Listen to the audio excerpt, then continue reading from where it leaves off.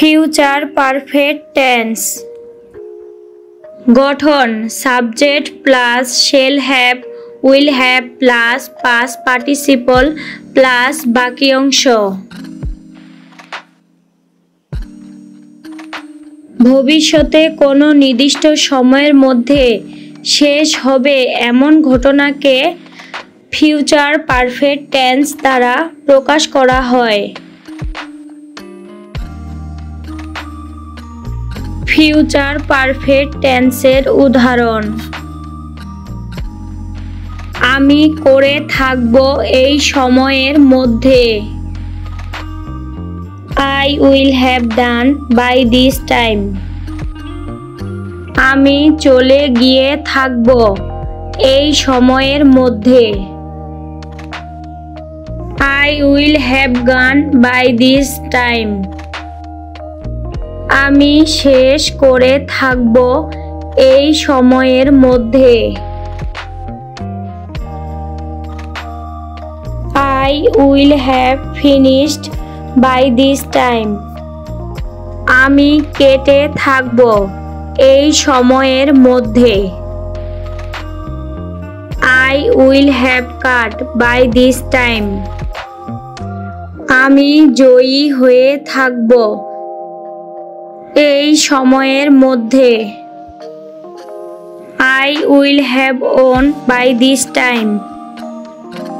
আমি চিন্তা করে থাকব এই সময়ের মধ্যে। I will have thought by this time. এটির ব্যবহার বাক্যের মাধ্যমে শেখা যাক।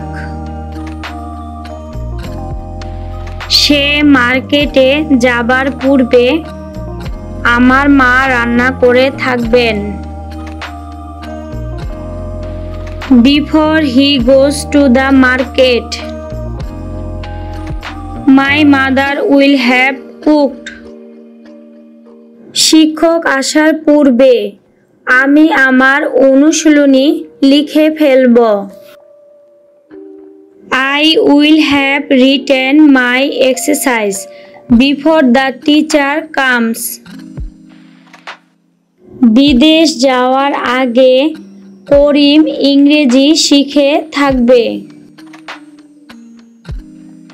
করিম will have learned English before he goes abroad. সূর্য অস্ত যাওয়ার পূর্বে করিম কাজটি শেষ করে থাকবে। করিম will have finished the task before the sun sets. স্কুলে যাওয়ার আগে করিম বইটি পড়ে থাকবে।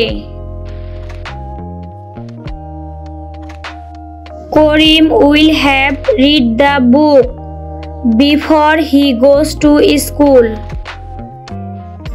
করিম অফিসে যাবার পূর্বে মা রান্না করে থাকবে। Mother will have cooked before Karim goes to office. Train ছাড়ার আগে আমরা স্টেশনে পৌঁছে যাব। We shall have reached the station before the train leaves. এতক্ষণে ট্রেনটি ছেড়ে গিয়ে থাকবে। The train will have left by this time. অতিথিরা এতক্ষণে এসে থাকবে। The guests will have arrived by now.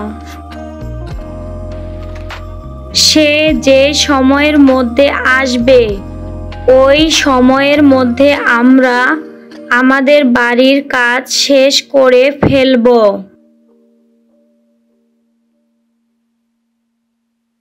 By the time he arrives we will have finished our homework. 2022 সাল নাগাদ আমি এই অফিসে 6 বছর কাজ করে থাকব। By 2022, I will have worked in this office for 6 years.